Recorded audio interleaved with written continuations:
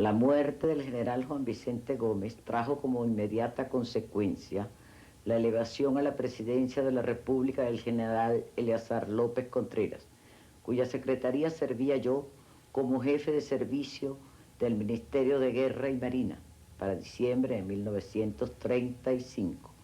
Las difíciles circunstancias del momento, los nexos de amistad y la confianza que me dispensaba el general López Contreras me hicieron entrar en contacto con los políticos que actuaban en el primer plano nacional. Mi carrera hasta ese momento había sido absolutamente militar. Cierta situación que el gobierno consideró difícil en el estado Táchira determinó al presidente de la República a enviarme en comisión a esa región. El carácter de ella era más político que militar, y estando en su desempeño fui llamado a Caracas, en donde a mi llegada se me nombró ministro de Guerra y Marina el 1 de marzo de 1936, cargo que ejercí hasta el 9 de marzo de 1941. Mi carácter respetuoso de la ley, ajeno a toda clase de componendas, la constancia en el orden profesional, mi sentimiento de patriotismo y mi consagración al servicio del país, tal vez indujeron al general López Contreras a recomendar mi candidatura a sus amigos políticos que tenían la facultad de elegir al presidente de la República. Y fui electo limpiamente, con abrumadora mayoría por el Congreso Nacional en sus sesiones ordinarias de 1941. Y así, sin intrigas, sin querer desplazar a nadie, limpia la conciencia, con el espíritu abierto a las más generosas corrientes, asumí la suprema responsabilidad el 5 de mayo de ese mismo año. Este era el gran presidente demócrata Isaías Medina Angarita, mi marido.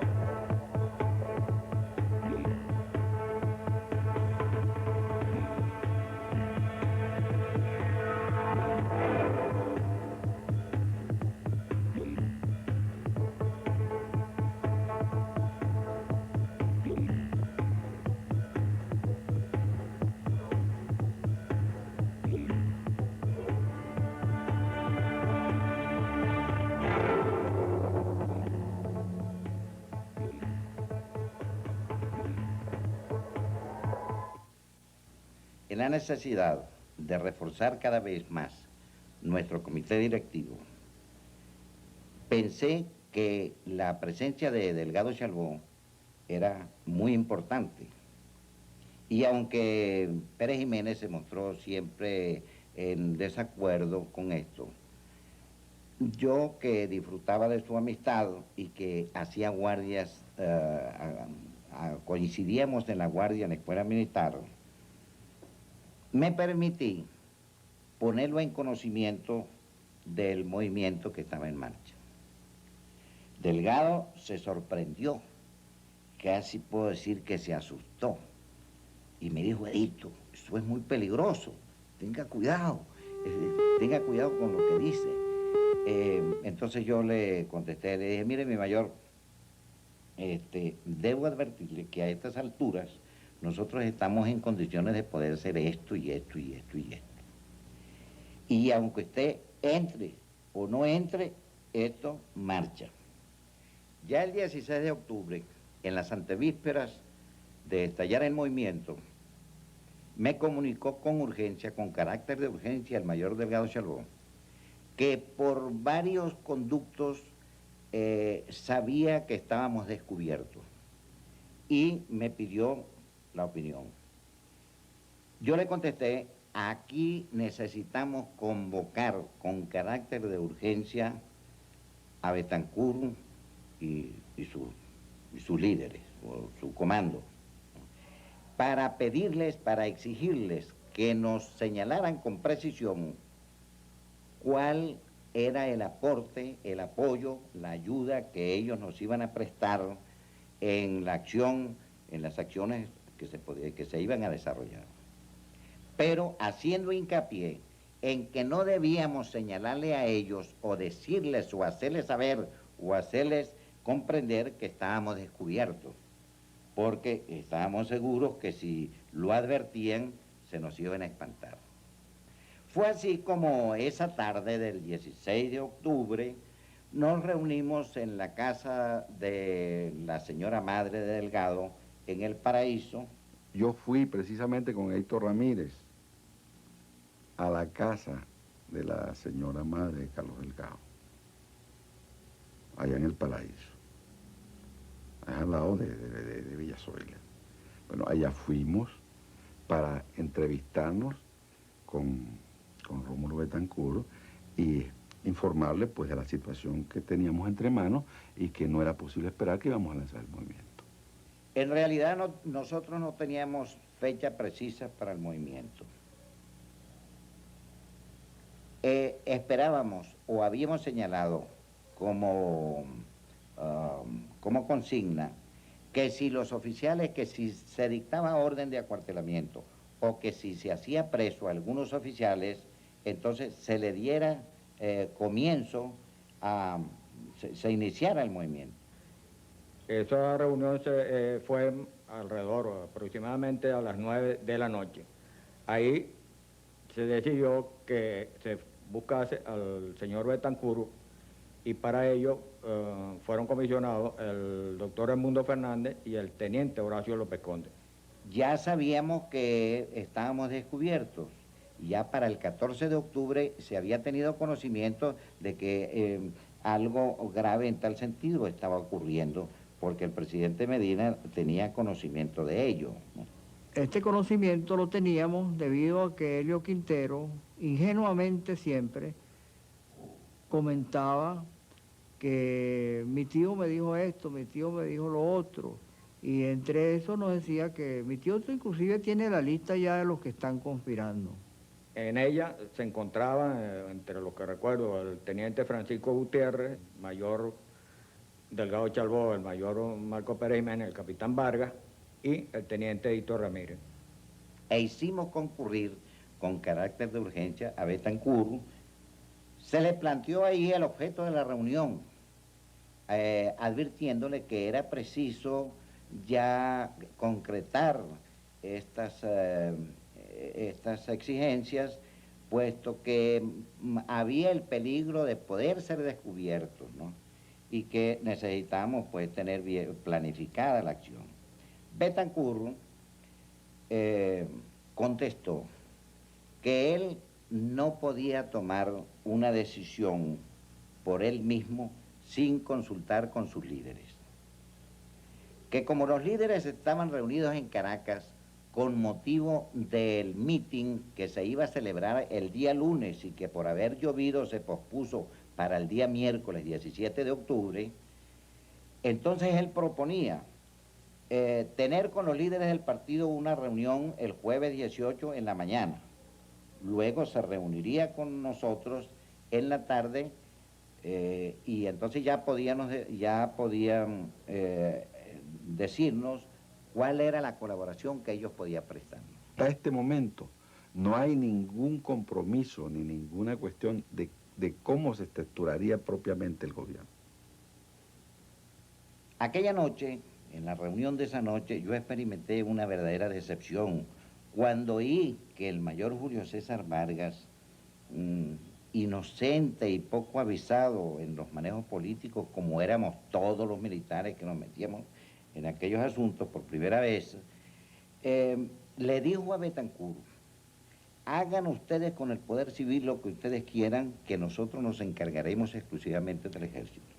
Al salir de ahí quedamos de que la orden de alzarnos era la orden de acuartelamiento que diera el gobierno.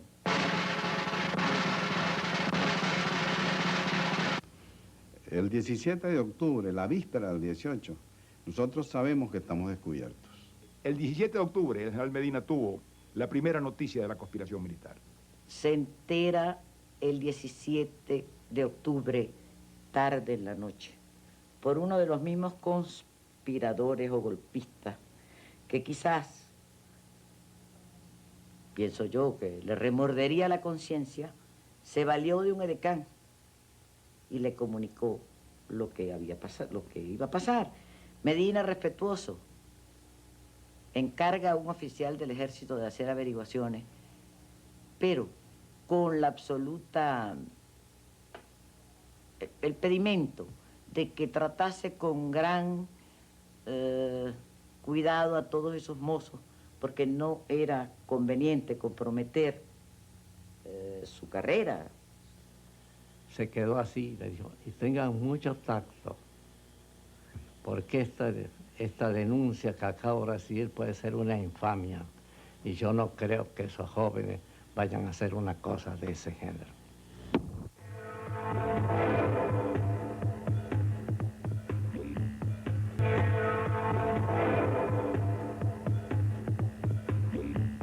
La noche del miércoles 17 de octubre fue de gran tensión en Caracas y Maracay. 3 hechos simultáneos se suceden a partir de las 8 de la noche.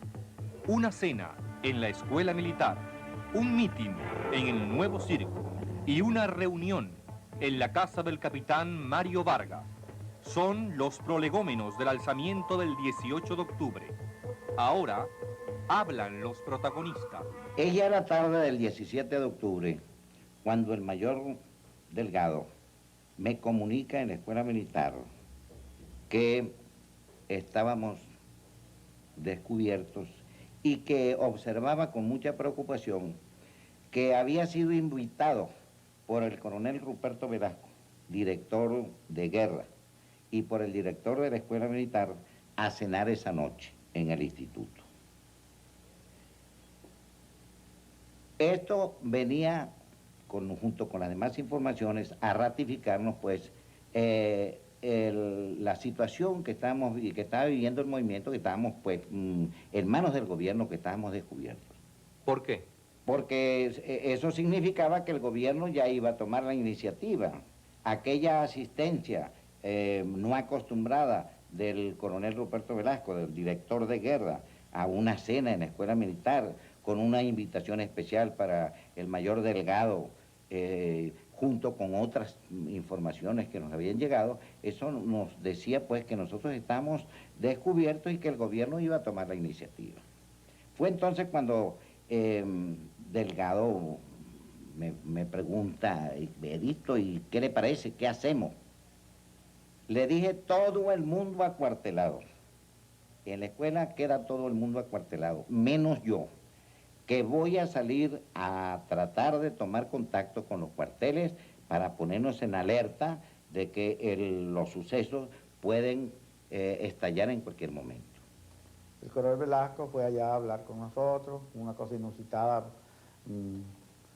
se bebió vino con la comida y él trataba de averiguar qué había, porque él tenía noticias de que había unos militares que estaban actuando en contra del presidente Medina. Casi amaneció allá conversando con nosotros y tratando de sacarnos alguna cosa. Entre tanto, se está llevando a efecto el mitin de Acción Democrática que en el Nuevo Circo. Un mitin extraordinariamente agresivo contra el gobierno y una violencia increíble que formaba parte, claro, ya después se vio, del plan conspirativo que tenía con los militares. Ese era un paso que había que dar, crear ese mitin en una atmósfera violenta muy particular para que sirviera un poco también a lo que se estaba haciendo en los cuarteles. Resultó ser una verdadera arenga encendida, bélica y popular para el movimiento. La noche del 17 de octubre, por un llamado que nos hiciera López Conde, vinimos a Caracas a una reunión en la casa del entonces capitán Mario Vargas, donde asistimos un grupo de oficiales, entre otros, recuerdo muy bien que estaba el capitán Miguel de la Rosa. Efectivamente, llegamos aquí el 17 en la noche, don Rómulo Betancourt daba el mitin, que era de mucha expectativa, en el Nuevo Circo, y yo tomé contacto con Mario Vargas y me dijo, a las 10 de la noche iniciamos la reunión en Montepiedad, en mi casa. De Rosa se fue para el mitin del Nuevo Circo. Parte de ese meeting lo oímos desde ahí, de la casa de Mario Vargas. Recuerdo que esa noche no asistió Delgado Chalbó a la reunión porque él se había quedado en la escuela militar. Asistieron Marcos Pérez Jiménez Mario Vargas, Julio César, como dirigentes del comité de Caracas, y yo como representante del subcomité de Maracay. Mario Vargas, al iniciar la entrevista con nosotros, nos informa, pues, con cierta alarma, que el general Medina está en conocimiento del golpe, que tiene la lista de los oficiales juramentados, y que por lo tanto, a partir de ese momento se esperaba que se hicieran detenciones. Que él quería saber cuál iba a ser nuestra actitud al ocurrir eso. Hubo un impacto, aquello fue un silencio tremendo, y nos miramos las caras, estábamos descubiertos. Hubo una vacilación tremenda, y recuerdo que el Turco Casanova, el Mono Mendoza y yo entramos en diálogo.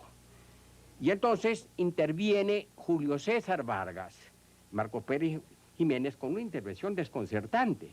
Marco Pérez Jiménez dice que, dado el número numeroso de oficiales y que estaba representado en ese grupo lo más brillante de la oficialidad subalterna, que el general Medina se abstendría de hacer esas detenciones así masivamente. Julio César Vargas también lo acompaña en esa misma posición. Mario Vargas observa al grupo y tenemos una pequeña entrevista con el Turco Casanova y el Mono Mendoza y convenimos que se sometiera a esa votación de esa proposición de Julio César Vargas y Marco Pérez Jiménez a votación. Y hemos triunfado por 3 votos.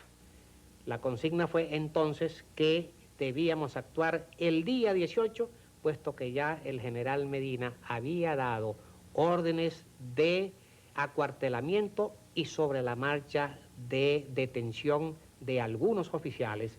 Estuviéramos donde estuviéramos, pudiéramos con lo que pudiéramos, nos alzáramos. De modo que el 18 de octubre en la mañana yo era ministro de Relaciones Interiores. El general Medina me llamó a Miraflores y yo iba a salir de Caracas porque iba a descansar un poco en Los Teques y me dijo que mejor era que no me fuera porque había denuncia de que había una conspiración militar y que él había dado orden de detener a algunos oficiales. Pero aún en ese momento, y esto revela el carácter de Medina, él me decía, he dado órdenes de hacer una investigación con mucha cautela, porque yo no quisiera romperle su carrera a ningún hombre por una denuncia. De modo que yo quiero que esto se averigüe con mucha discreción y mucha cautela. El general Medina solo me preguntó cuántos calabozos tenía en el cuartel.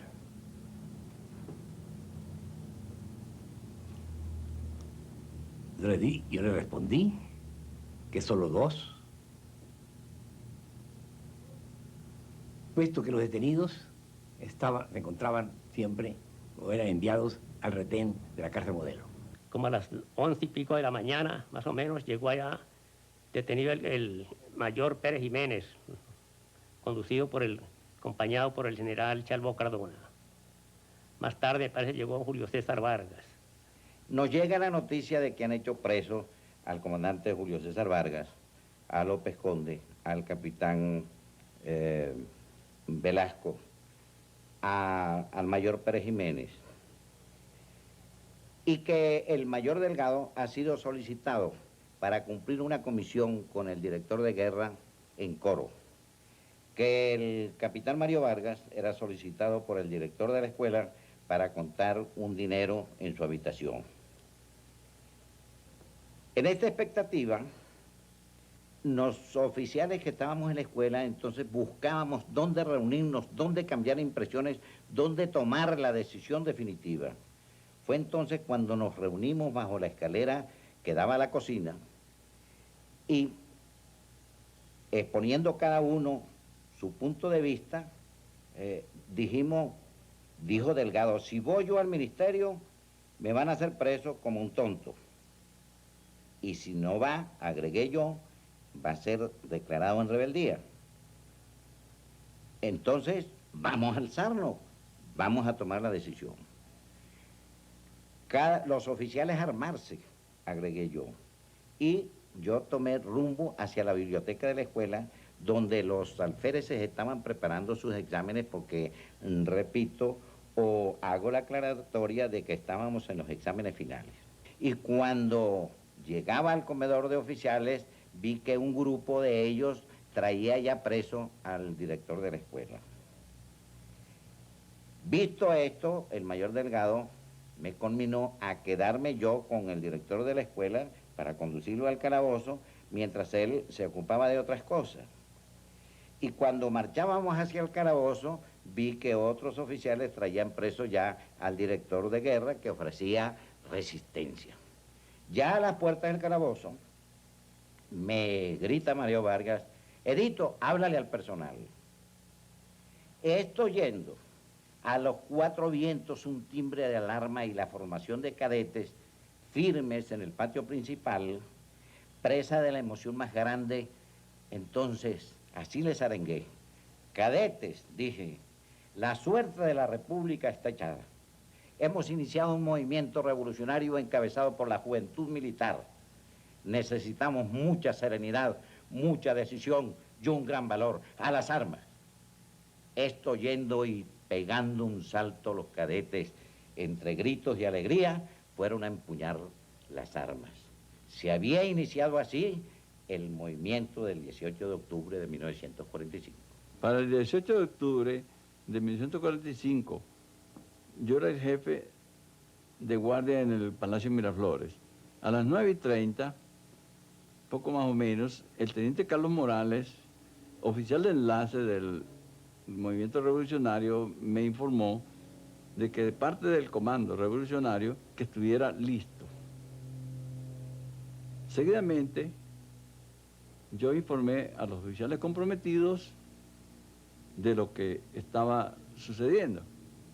Cuando se presentó el teniente Illaramendi y me dijo que de parte del comando que actuara, que ya, o sea, que procediéramos a alzarnos. Pues el capitán Nucetti Paoli y yo decidimos que empezaría el movimiento a la 1, tan pronto como el general Medina abandonara el palacio. Isaías, mi marido, llegó violentamente y salió para el cuartel de Miraflores, donde no se le abrió la puerta. Habían dado orden al subteniente José Antonio Olivero de cerrar la puerta del cuartel. Y una vez que ya la unidad estuvo municionada y organizada, y que el personal de tropa ofreció a los oficiales, después de haberlos arengado el mayor Celestino Velasco, ofreció al personal de tropa respaldar a los oficiales. El capitán Miguel Nucetti Paoli se situó en el ventanillo de la puerta del cuartel, ese pequeño postigo que dejan abierto en la puerta de los cuarteles por donde queda el centinela en la noche. Se situó allí con un fusil ametrallador, cuando de pronto apareció en su automóvil el general Isaías Medina. Pero se dio cuenta de que ya no contaba con el cuartel de Miraflores. El general Medina conminó un par de veces al capitán Nucetti desde su automóvil a que se acercase, y ya a la tercera vez el capitán Nucetti le dijo: general, retírese y evite aquí sucesos desagradables.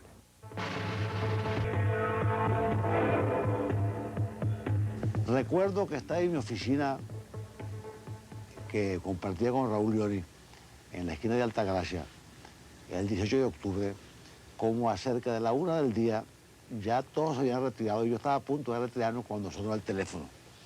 Se trataba de la señora madre de Delgado Chalbaud, y fue ella quien me dijo, de parte de su hijo, que estaban ya insurreccionados en la escuela militar, y de que por consiguiente nos enviaban a decir que procediéramos a la colaboración que podríamos prestar. Me encontré solo con aquella responsabilidad y empecé desde luego a llamar por teléfono a todos los compañeros, con la dificultad consiguiente a la hora aquella, a la 1 de la tarde. Por fin fueron apareciendo Prieto, Lioni y finalmente Betancourt. Encontré a Gonzalo Barrio hablando en francés por teléfono. Hablaba con Delgado Chalbaud, que estaba en la escuela militar. Delgado Chalbaud le comunicaba a Gonzalo que había comenzado el golpe de Estado, que ellos habían cumplido con su compromiso, que cumpliéramos nosotros con el nuestro. La madre de Delgado Chalbaud estaba al lado de Gonzalo Barrios.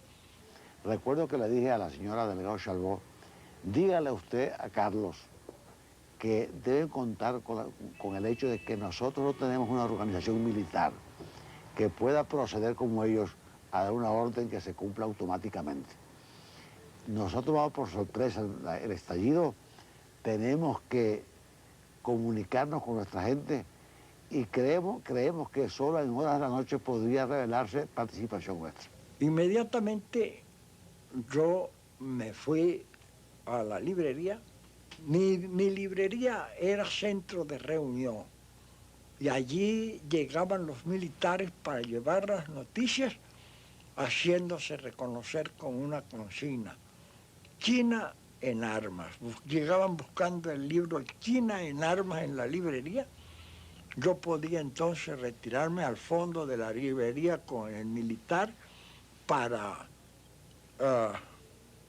conversar lo que fuera necesario comunicar al partido.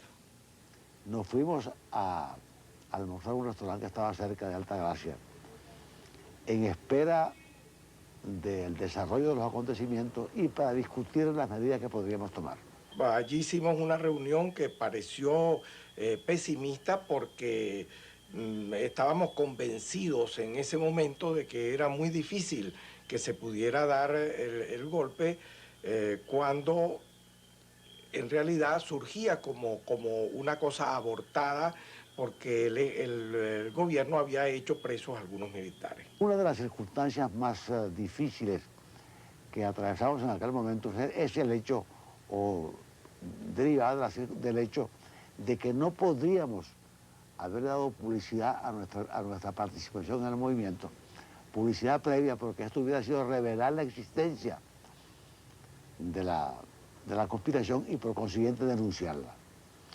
De modo pues que mucha gente nuestra, y particularmente en el mundo estudiantil, estaban prejuiciados contra lo que pudiera ocurrir en ese sentido, porque se decía que había una conspiración que presidía el general López Contreras.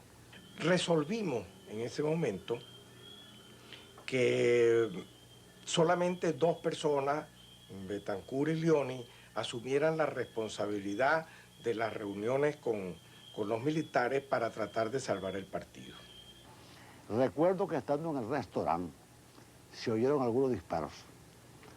La gente no se conmovió, los clientes ordinarios, creyendo seguramente que se trataba de cualquier cosa, cualquier circunstancia que no venía al caso.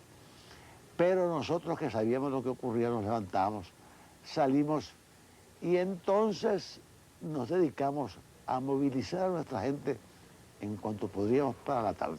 Yo me fui directamente a la casa del partido. Me encontré con que había mucha gente equivocada, que creía que se trataba de un golpe de la reacción de López Contrerista. Yo conversando con los grupos de gentes que estaban allí, digo lo que se me ha dicho, pues lo que he recibido en la calle en el periódico, que se trata de un golpe lopecista, y a mí me parece que frente a una situación como esa, el partido debería estar al lado de Medina, puesto que ya conocíamos de una larga clandestinidad la conducta lopecista contra la Fuerza Democrática. Y entonces cuando Luis Lander, que era secretario general del Distrito Federal, en primer lugar me hace una especie de seña que yo no capto, y finalmente me dice que nosotros estábamos comprometidos en ese movimiento y que aun cuando todavía por razones de reserva del partido y para evitar represiones inmediatas, no podríamos declararlo en ese momento, sin embargo, había que ir preparando a la gente para que apoyara el movimiento cuando Acción Democrática así lo decidiera. Posteriormente, el mismo Luis usa una mesa como tribuna para explicar a la multitud que estaba ansiosa de noticias que no se trataba de golpe lopecista, sino que en nuestro conocimiento se trataba de un grupo de militares jóvenes que estaban persiguiendo otro tipo de acciones y tenían propósitos diferentes. y que debíamos salir a la calle a dar mitines relámpago, a tratar de orientar a las gentes confusas de la calle, explicándoles las características de que, de acuerdo con nuestras informaciones, tenía el movimiento que se había producido pues, en el mediodía del 18 de octubre. Cuando yo estoy en pleno trabajo de organización, llega Luis Troconi Guerrero con alborozo y me dice: triunfamos, tomamos el cuartel insurreccionado de San Carlos. Y entonces yo le dije a Luis Troconi Guerrero: no. Y Luis Troconi, todo sorprendido, me dice: el partido está en esto, poniéndome el dedo índice sobre la frente en el lugar que divide los cabellos y la frente. Le dije: hasta aquí. El 18 de octubre, a las 7 de la mañana, tuve conocimiento de una serie de anormalidades que se estaban sucediendo en la Escuela de Aviación. Esto consistía en algunos arrestos de oficiales y en la preparación de un local que estaban organizando con el fin de tenerlo listo para detener allí algunos oficiales. Vista esta situación, me fui a la casa del mayor Fuentes con el fin de transmitirle aquella información y le sugerí que de inmediato se fuera él a poner al frente de su unidad, porque algo anormal estaba sucediendo y que mi concepto no era otra cosa que el golpe había abortado. Llegando a la Escuela de Aviación me encuentro con el mayor Sandoval, director de la escuela, quien me manifestó que estaría ausente porque iba a ir a Boca de Río con la finalidad de cumplir una misión que le había encargado el comandante de la guarnición, pero que él en verdad no sabía de qué se trataba, porque él no era el hombre de confianza del general Medina y que el general coronel Quintero, que sí conocía la situación, era un hombre bastante reservado. Me pidió que estuviera atento a todo mi movimiento dentro de la escuela. Saliendo el mayor Sandoval, traté yo de poner mi mente en orden y de inmediato pensé que era necesario constatar la veracidad de aquellos hechos, sobre todo la situación de Caracas. Me fui a la compañía de teléfono, pedí una llamada a la escuela militar, me contestó un brigadier que es hoy el teniente Garrache Jiménez, y me puso al habla con el capitán Mario Ricardo Vargas. Me informó que la escuela, ellos se encontraban en pleno movimiento y que notificara a los cuerpos y que él pensaba que éramos muchos y que no podíamos fracasar. Ya nosotros habíamos observado la visita de los dos, del general y el coronel Conde García y general Andrónico Rojas, con el comandante de la guarnición, el general Marco Ardila, y que estaban visitando los cuarteles. Entonces Tamayo llega con un traje de baño en la mano. Ya teníamos un tanque grande que era como una piscina y lo increpa el comandante del batallón motoblindado, el teniente coronel Castro Zambrano. Y Tamayo, ¿qué hace por aquí? Le muestra el traje de baño y le dice: vine a ver si me doy un bañito ahí en la piscina. A esto era ya casi el mediodía. Nos informa todo lo que está sucediendo para que tomemos las previsiones, procedamos a organizar lo que necesitemos y fijar una hora para la insurgencia. Como eran las 12, dimos el plazo de una hora, ya más o menos estábamos preparados. Observamos en el cuartel Páez, sede del batallón Caracas y del batallón motoblindado Bermúdez número 1, del cual yo era plaza, que llegan detenidos o los llevan el mayor Hugo Fuentes, jefe del movimiento en Maracay, y el capitán de la Rosa, uno de los dos capitanes detenidos. El brote subversivo se estaba localizado en el cuartel Páez de Caballería. Me dispuse entonces a enviar un nuevo mensaje. Cuando esto sucedía sonaron los primeros disparos en el cuartel Páez, me regresé a la escuela, formé los cadetes, y en el momento en que estaba repartiendo el parque, hizo de su entrada nuevamente el mayor Sandoval. Hicieron preso al director y tomaron la escuela de aviación. Nosotros nos trasladamos al cuartel Páez. ¿Cuál sería nuestra sorpresa? Que al llegar allí, el general Andrónico Rojas, que había llegado en la mañana del 18 a las 10 de la mañana, había sido designado por el general Medina para reforzar la posición del general Andrónico Rojas, estaban reunidos con todos los oficiales de la guarnición de Maracay en el comando del cuartel Venezuela. Nosotros logramos entrar. Inmediatamente estaba Maldonado Silva en la puerta con el expectativo esperándonos qué íbamos a hacer. Y le dije yo, alzarnos. E inmediatamente Rodríguez Landaeta, en fin, un grupo de oficiales se dieron a la tarea, detuvieron al comandante del batallón, al segundo comandante, y luego logramos tomar ya el batallón en nuestras manos. Yo, como era capitán, asumí el mando del batallón por unanimidad de mis compañeros, y al rato llega un mensaje del Regimiento de Aviación de Tamayo Suárez, donde nos pedía con urgencia que interviniéramos con los tanques. Efectivamente, el teniente Moncada Vidal, teniente Maldonado Silva, son destinados con 3 tanques a reforzar la posición de estos allá al Regimiento de Aviación. Llegamos, rompimos la cerca con el tanque, con los carros exploradores blindados, penetramos en la Escuela Militar de Aviación, salieron todos a recibirnos. Cuando llega corriendo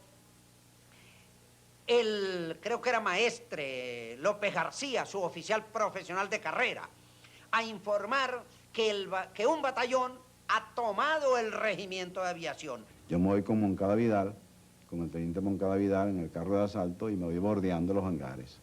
Tomo mi formación de combate, desbordante por la derecha, con el tanque cubriéndome los 2 carros exploradores blindados. Yo voy en el primero. Observamos el comandante del batallón, el coronel Guerrero Niño, como era voluminoso y gordo, pues claro, él se destacaba, y nos sacan una bandera blanca. Por supuesto, de acuerdo con el derecho de guerra internacional, por más que fuera una revolución, yo creo en esa bandera blanca, entonces sigo avanzando y le llego hasta la boca del lobo. A 2 metros estaría, o 3 metros, el coronel Guerrero Niño. Ahí paro mi carro sin perder la formación de combate, por supuesto. Paro mi carro y le pregunto al coronel, que lo veo con una peinilla terciada, con una cinta tricolor y el revolvito de campaña en la mano. Y le pregunto, ¿con quién está usted? ¿Con la revolución o con el gobierno? El coronel vacila, no me responde. Y López García le insiste, responda, coronel, responda. ¿Con quién está usted? Entonces él levanta la mano, hace un tiro al aire al mismo tiempo que contesta, con el gobierno. Quizás esa era la señal para desencadenar el fuego de su batallón. Y nos ha caído una lluvia de plomo. Ese es el célebre coronel Guerrero Niño, a quien yo en este momento le rindo honor por su valentía y por su lealtad, pues cada quien dentro de su cosa.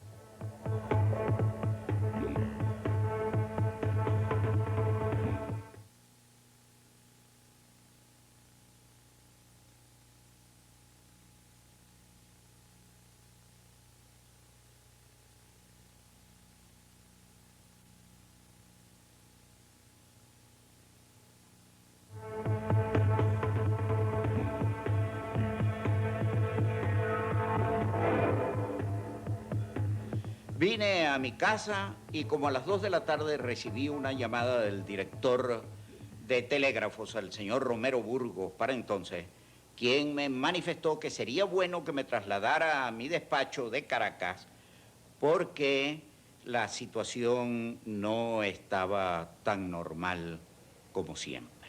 Le pregunté de qué se trataba, que lo único que podría alterar la situación podría ser una sublevación militar. Y me respondió que efectivamente de eso se trataba. Rápidamente me trasladé al Ministerio del Trabajo. Oí disparos en el cuartel de San Carlos. A las 9 de la mañana llegó el ministro de Guerra y Marina, que para aquella época era el general Morán. revisa el cuartel, ve todo aquello y se va.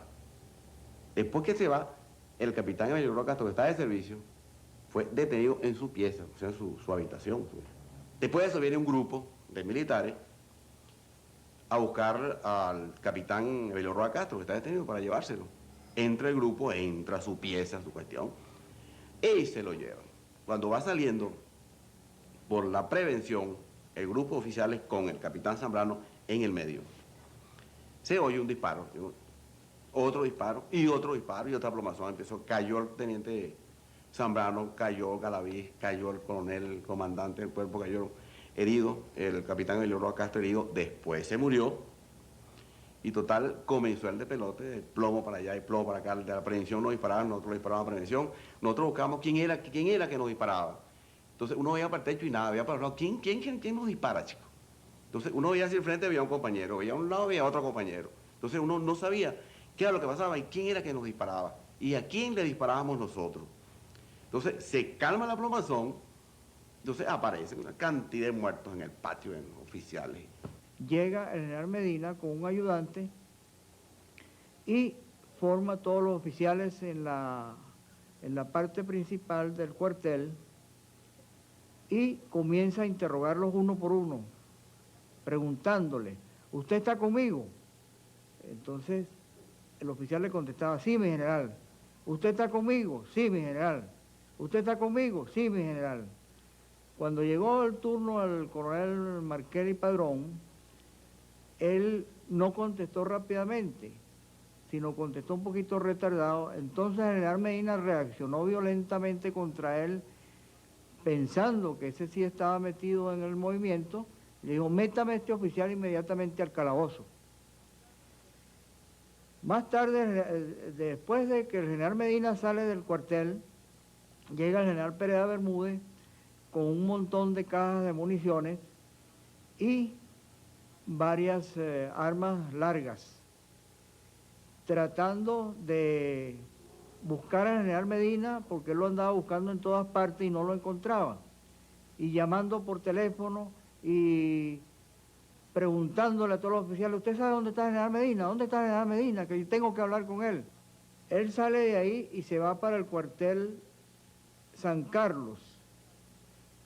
En el San Carlos, él se hace cargo de la situación, que era el último baluarte que le quedaba al gobierno. Yo pensaba seguir hasta Miraflores, pero al oír los disparos, resolví entrar en mi despacho del Ministerio del Trabajo y llamar directamente al director de telégrafo para que me informara de qué se trataba, y le pedí que me comunicara con el general Medina en Miraflores. Mi sorpresa fue todavía mayor cuando el director de telégrafo me dijo que Miraflores estaba tomado por oficiales insurgentes. Le pregunté que dónde estaba el general Medina en ese momento. Me dijo que en el cuartel de policía. Allí me trasladé inmediatamente. Como a las 3 de la tarde, hizo su entrada a la policía el general Isaías Medina Ancarita, acompañado del general Juan Dios Celis Paredes, ministro de Fomento, del coronel Delfín Becerra, ministro de Guerra y Marina,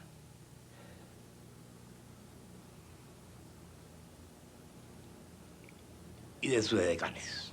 Me acerqué al general Medina y le pregunté, general, ¿qué es lo que pasa? Y me dijo una situación muy grave, que el cuartel de Miraflores y el cuartel Ambrosio Plaza están sublevados, y también la escuela militar.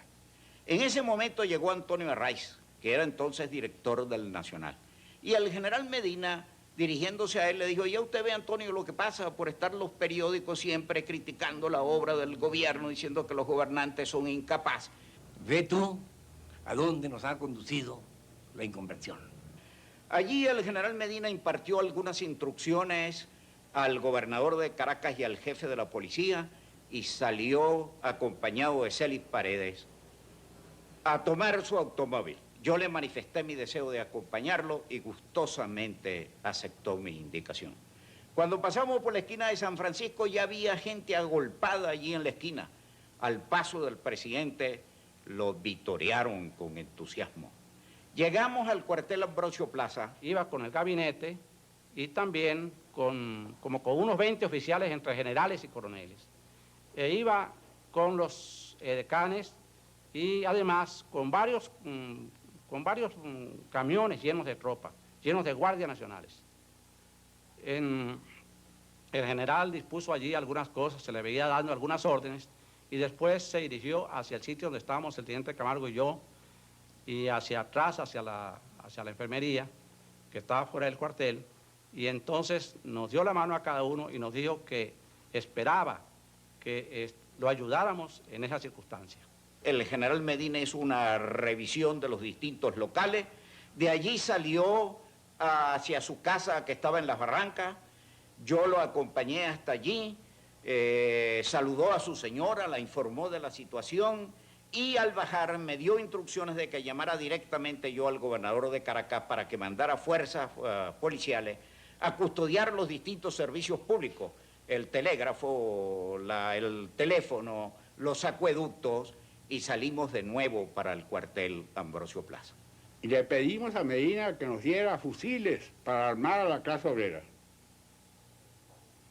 Y entonces, el gobernador de Caracas, Lucete Sardi, me comunicó personalmente a mí, a Rodolfo Quintero, que el general Medina mandaba decir que nos daba las gracias por el apoyo que le ofrecíamos, pero que le había hecho a Lucete esta pregunta. Muy bien, yo estoy seguro que esos obreros y esos comunistas salen a la calle y derrotan a los golpistas.